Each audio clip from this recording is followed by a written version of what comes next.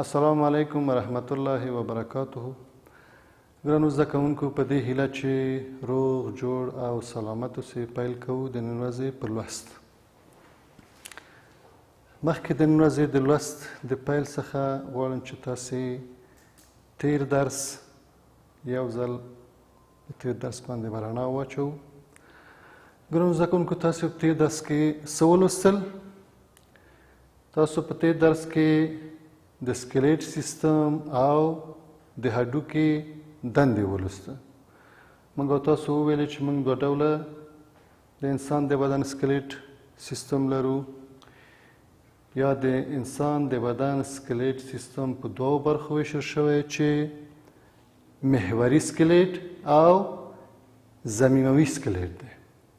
چې په محوري سکلیټ کې موږ او تاسو وویلې چې د ملا تیر راځي، کوپړۍ او همدارنګه د سینې یا ټټر هډوکي راځي.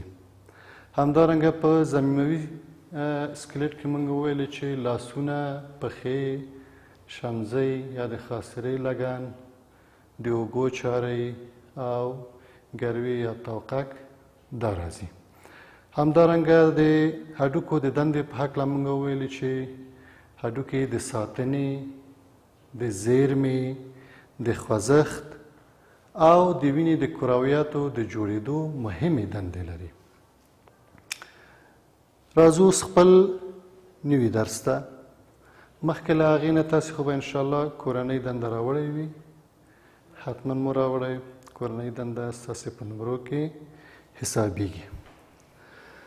زموږ او ستاسو د درس مضمون دی بیولوژي، ټولګی مو نهم دی، څپرکی پنځم، عنوان د هډوکو جوړښت او ډولونه، 19م لوست چې زه عبدالصمد مسلم به تاسو ته وړاندې کړم. مخکې له دې نه غواړم چې د دې لوست د موخې په هکله لنډ معلومات تاسو ته وړاندې کړم.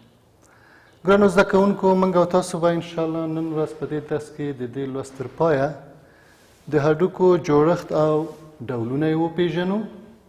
همدارنګه د هډوکو ډولونه به په سکلیټ کې وښیو، او همدارنګه د سکلیټ د سیستم د محافظت ذهنیت به انشاءالله د درس په پای کې موږ او تاسو ته پیدا شي. راځو خپل لوست ته. د هډوکو جوړښت او ډولونه. ګرانو زده کوونکو، تاسو پوهیږئ چې هډوکي مختلف ډولونه لري، او همدارنګه د هډوکو د حجرې یا اوستیوبلاست څخه همدارنګه د کاني او عضوي موادو چې څه دي هغه مواد کلسیم کاربونیت، کلسیم فاسفیت او نور منرالونه دي چې هډوکي له دې موادو څخه جوړ شوی. همدارنګه د هډوکو نسجونه هم د مختلفو موادو څخه جوړ شوی چې دوه مهم مواد لري، چې یو ته متراکم او بل ته سفنجي مواد وایي. متراکم مواد یا کامپکت بان او سفنجي مواد سپونجي بان په نامه سره یادیږي. تاسو تصویر کې وګورئ.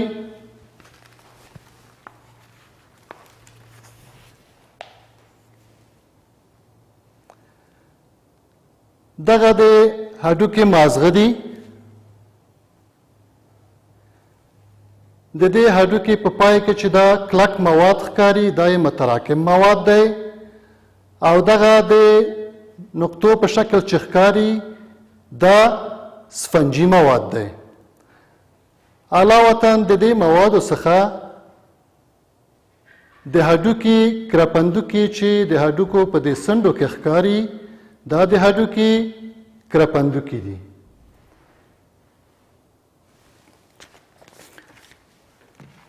اوس راځو د هډوکو ډولونو ته. ګرانو زده کوونکو، هډوکي په درې ډولو باندې دی. اوږد هډوکي، سکلیټ سیستم ته تاسې وګورئ. اوږد هډوکي لکه دا د پښو هډوکي، او بل لنډ هډوکي لکه د ګوتو. د ګوتو هډوکي دې ته لنډ هډوکي وایي. همدارنګه پلن هډوکي لکه د سر کاسه، دا پلن هډوکي دي. همدارنګه د اوږو چارۍ د سر کاسه دا پلن هډوکي دي. اوږد هډوکي لکه پښې دي. همدارنګه لنډ هډوکي لکه لاسونه. درې ډوله هډوکي موږ او تاسو لرو.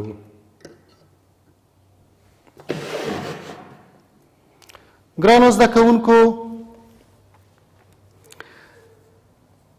یو بل ډول هډوکي موږ هم لرو چې هغې ته کرپندوکي وایي. کرپندوکي یا کارتلیج دا کوم ډول هډوکي دي؟ دا هغه نرم هډوکي دي چې کله دوه هډوکي سره متصل وي یا نږدې شي، د دوی د سولیدو څخه همدارنګه د دوی د تخریب څخه مخنیوی کوي. ګرانو زده کوونکو، موږ او تاسو وویل چې هډوکي مهمې دندې لري چې د هغو له دندو څخه هم د هډوکو یا د بدن ساتنه دی. همدارنګه د ذخیروي مواد ساتي، ذخیره کوي، زیرمه دی. همدارنګه بدن استوار ساتي. نو دغه ټول د هډوکو په مختلفو برخو کې صورت نیسي، چې البته د هډوکي رګونه د متراکمو هډوکو د پاسه قرار لري. همدارنګه په سفنجي برخه کې د وینې کرویات جوړیږي. همدارنګه د هډوکو حجرې موقعیت لري. همدارنګه کاني مواد او عضوي مواد هم د هډوکو په منځ کې دی چې د ذخیروي موادو په نامه سره یادیږي. ګرانو زده کوونکو، موږ او تاسو وویل چې هډوکي په مجموع کې له د هډوکو د حجرو، کاني موادو او عضوي موادو څخه جوړ شوی. کاني مواد او عضوي مواد کوم مواد دي د هډوکو په منځ کې؟ چې البته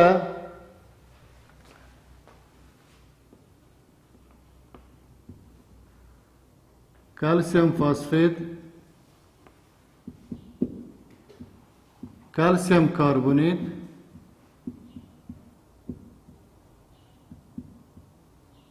او نور مواد دي او نور منرالونه موجود دي.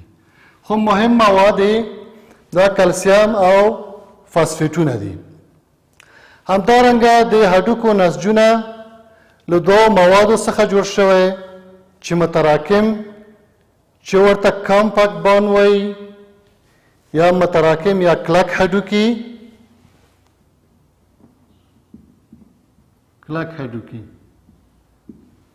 او بل سپانجي بون یا سفنجي هډوکي.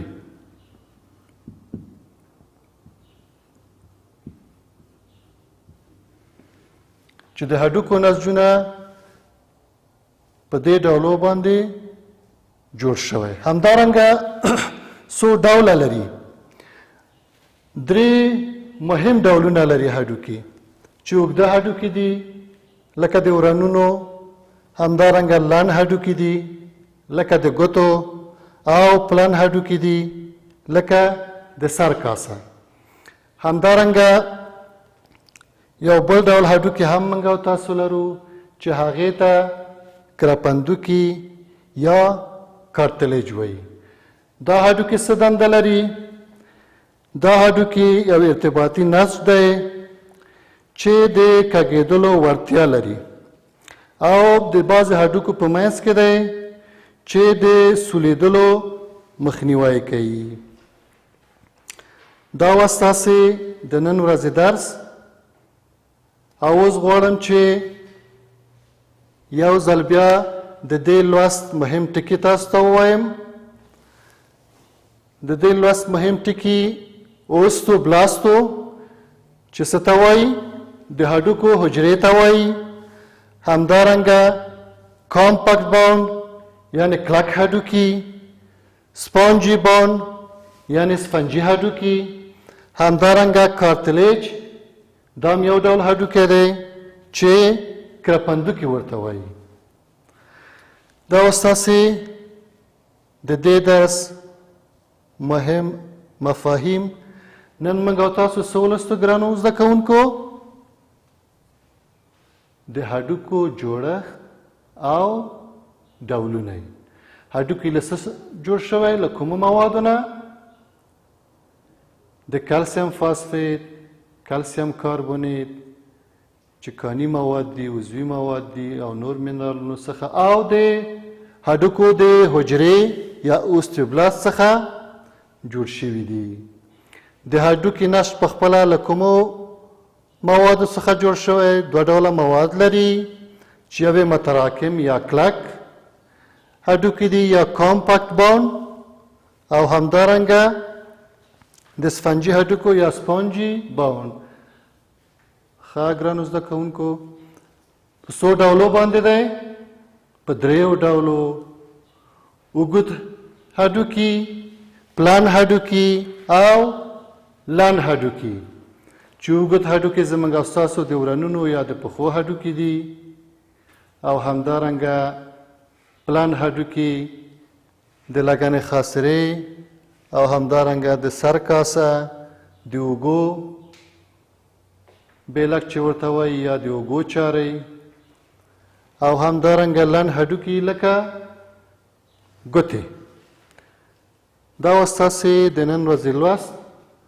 او اوس غواړم چې تاسو ته کورنۍ دنده در وسپارم.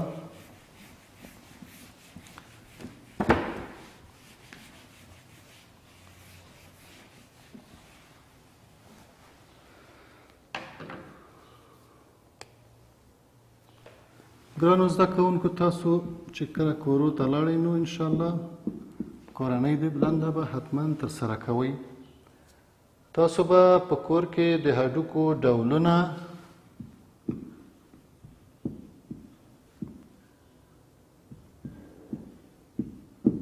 او جوړښتي عناصر ولیکئ.